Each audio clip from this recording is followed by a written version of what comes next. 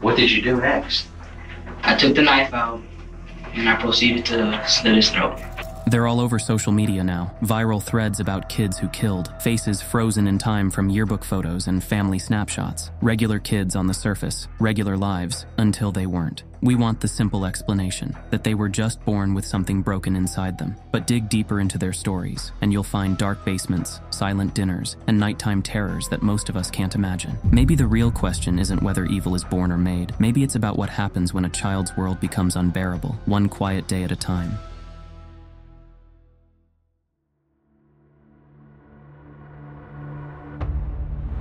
Are people afraid of you, Beth? Who's afraid of you, Beth? John. Your brother. And what is your brother? Why is your brother afraid of you? Because I hurt him so much. At 6 years old, Beth was torturing her brother and showing zero remorse about it. She was under 2 years old when she was adopted by the Tennant family, along with her little brother John. Slowly, they began unraveling the horrors these two had been through. From several sources, we discovered that they didn't have enough food to eat. Beth and John's mother died when Beth was 1. Tragically, their father was a monster. Tell me about your birth father. What was that nightmare like? When he touched my penis Okay. until it bled, hurt it a lot until it bled. Poor Beth did not have the words to explain her shocking trauma to her family. Instead, she began acting it out early on, and most of her anger would pour over her brother, the only one more vulnerable and defenseless than her. And what would you do to him, Beth? Okay. What would you stab him with? A knife. Beth tried to unalive John several times, while their desperate parents couldn't understand why. Then, she began stealing her mother's kitchen knives. Her plan was even more sinister. I got them from the dishwasher. What kind of knives?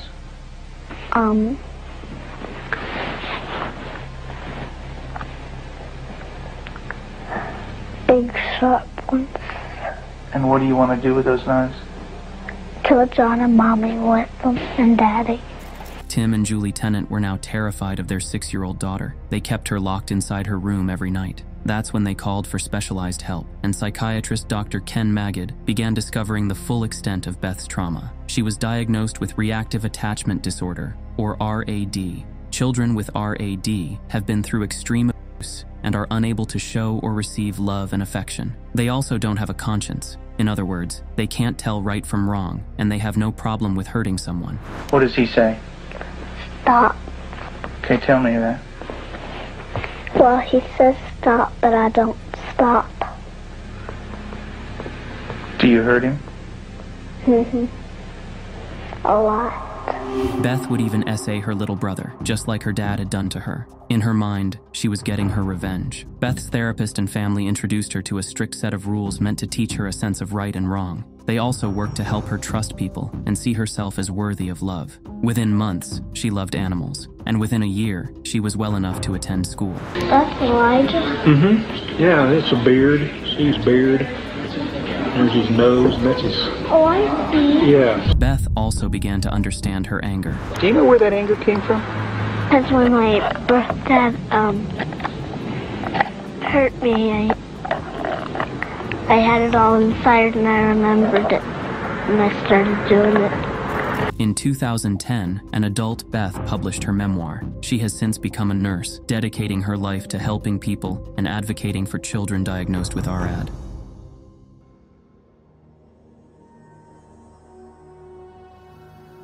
15-year-old Zachary Davis shocked everyone, from detectives to Dr. Phil. His eerie robotic voice and calm explanation of his motive were straight out of nightmares.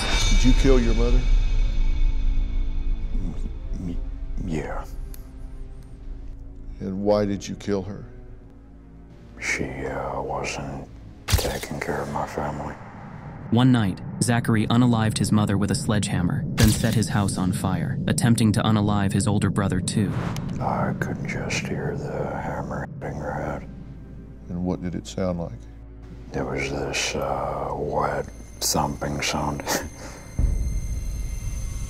He was shortly caught as his brother Joshua called 911. During the interrogation, he insisted he was pure evil, and he enjoyed taking his mother's life. I killed my mom in her sleep with a sledgehammer. Is there a reason why you did that? Yes, sir. Well, can you tell me what? Yeah, sure. His only regret was not taking Joshua out too.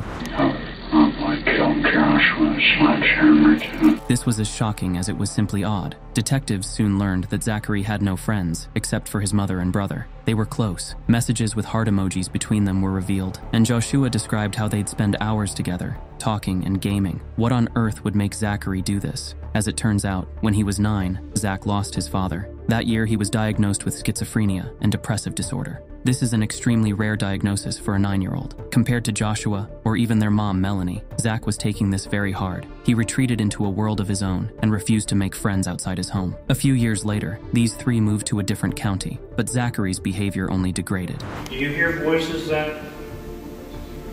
Yes. Can you tell the judge? Do you recognize that voice? It's the voice of my father. However, during the interrogation, Zach denied that losing his father affected him. I understand that your father had passed away. Yes, sir. How did he pass away? He died from Garrett's disease. Pretty rough on you, wasn't it? Yes, sir. It didn't bother you? Yes, sir. He also enjoyed being called evil. I'm not picking on you, I'm just... It looks kind of evil when you do that, I'm gonna have to say. I think you know you're doing it.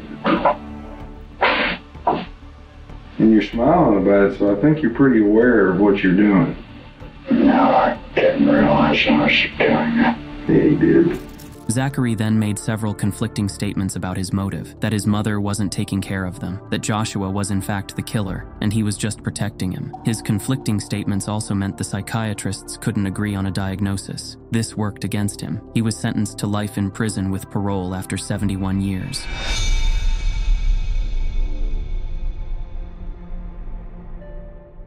You know they found this girl, right? Where? In our neighborhood. Down our main street. Is she good? No, she's dead. 14-year-old Aiden Fucci was toying with detectives here. He knew his 13-year-old classmate Tristan Bailey was dead. He had taken her life the day before. Aiden had been talking about unaliving people for years now, but none of his peers took him seriously. Few teenagers did. He had said he said his knife, he wanted to slit somebody's throat, and he said it'd be satisfying. In May 2021, Tristan was found in the forest around her neighborhood with 114 wounds. Shortly after, Aiden was spotted with her on CCTV footage. He was brought to the station for questioning, along with his worried parents. It's all on you right now. What is my problem? You were the last one seen with her. Aiden had the same cocky, defiant attitude toward the detectives too. He claimed that he saw Tristan hang out with a dealer in his 20s, but he couldn't name this person, and none of his friends backed up this claim. While he was at the station, someone sent authorities an email with an attachment. It was a Snapchat screenshot showing Aiden in the patrol car, with the caption, "Hey guys, has anybody seen Tristan lately?" Aiden made more posts that day. He was happy to be under the spotlight after his arrest. Having fun in a f***ing cop car. Yep. Tristan. What's up, guys? Yep. Tristan, if you f***ing walk out the damn... When you see this in a month... Aiden spoke to Tristan as if she was alive and got him wrongfully arrested by running away from home. It's sickening. Then, Aiden claimed Tristan started it all by pushing him while they were walking through their local woods. Did she really grab you and you just really pushed her, or was that... No, she did. Okay. You don't know what happened to her after you pushed her? Did she say, ow, or get mad? She said, Aiden. She was like, Aiden. The truth is, the detectives didn't need his confession. The crime scene was filled with his DNA, and his blood-soaked clothes were still at home. Aiden's mother was also arrested for trying to clean his clothes. Parenting of the year right there. In September 2021, Aiden appeared distraught during his Zoom pre-trial hearing. Why am I here? I just want to talk to my mom and dad. What's going on? What's going on? What's going on?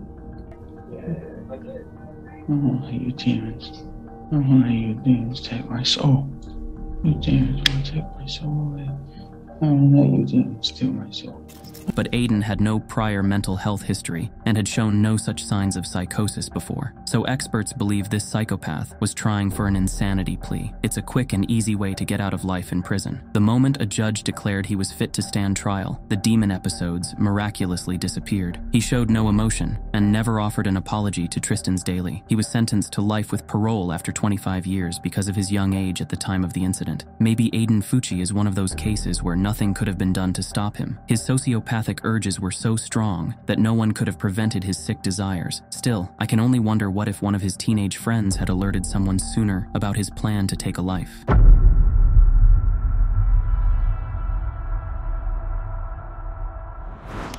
After I did that, he asked me not to kill him. So I told him, okay, I'm not going to if you cooperate. Okay. Which was a lie.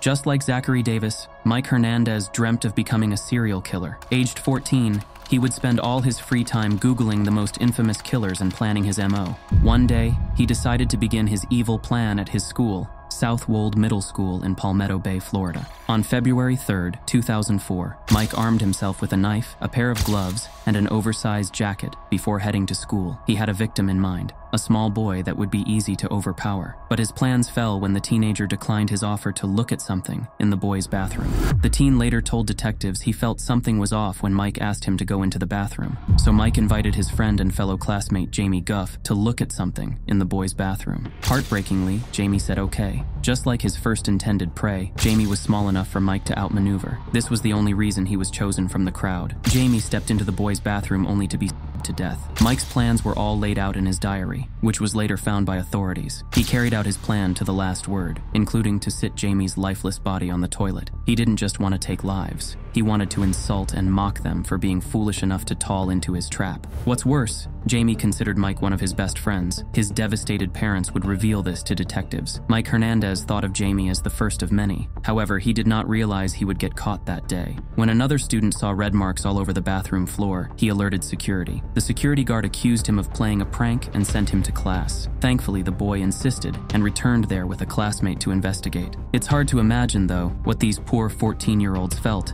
as they discovered Jamie's body. Mike was soon found with blood on his shirt and a strange look on his face. He told several conflicting stories, claiming Jamie had a nosebleed and that he'd taken him to the bathroom, thus getting blood on his shirt. When the officers realized Mike was not telling the truth, they took him to the station for questioning. When the detective asked Mike who he hung out at school, he gave a heartbreaking answer. Most of the time it'd be with Jamie Goff, Andre Martin, and myself. Michael callously described how he planned the murder with equipment eventually found in his backpack. He also confessed to loving serial killers and any movies or books about them, but he was disappointed he couldn't become a serial killer. What was your plan? How were you going to accomplish this? I was going to get him into a stall, the last stall because it's the biggest, so I'd have more room. It was chilling to see Mike describe his actions so calmly, without an ounce of remorse in his voice. Was he facing you, or was he away from you? He was away from me. And what did you do next? I took the knife out, and I proceeded to slit his throat. This move did not prove fatal. Shocked and scared, Jamie turned around, pleading for his life. Then I turned him around again and proceeded to slit him.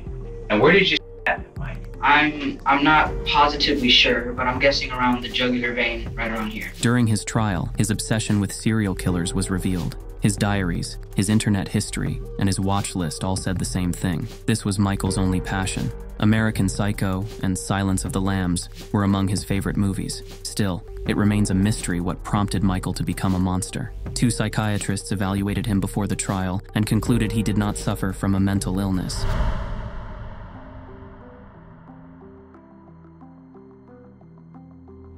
This is Alyssa Bustamante. When she was a young kid, her dad went to prison, and her mom was addicted to a long list of substances, most of which were illegal.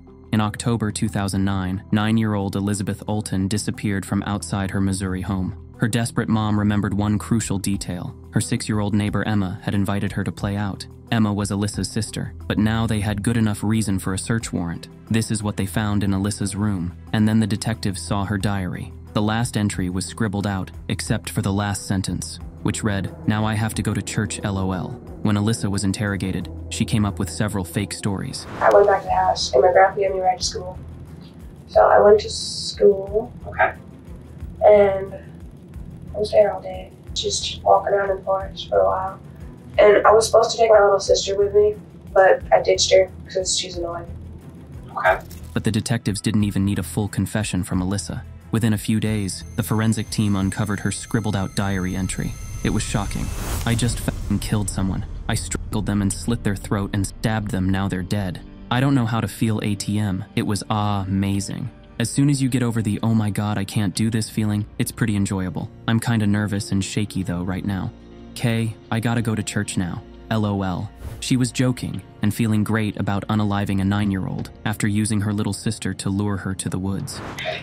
How many times did you stab her? 2. 2. I think. When she was asked why she did it, Alyssa said she just wanted to know what it was like to take a life. I just wonder what it would be like just to kill someone. See the life just drain out of someone. I wonder what it would feel like, that type of power, to take that away from someone. It's honestly infuriating how many teens refuse to take their evil friend's words seriously. That's a really messed up thing to say. If someone says this around you, please speak to someone about it. Alyssa's crime was so heinous and her motive was so evil that she was sentenced to life in prison despite her young age. However, she has become eligible for parole as of 2024, and many netizens are wondering if they should live in fear now. Maybe she's changed for the better. Just like Beth Thomas learned about her trauma and understood how to control her anger, perhaps Alyssa can too.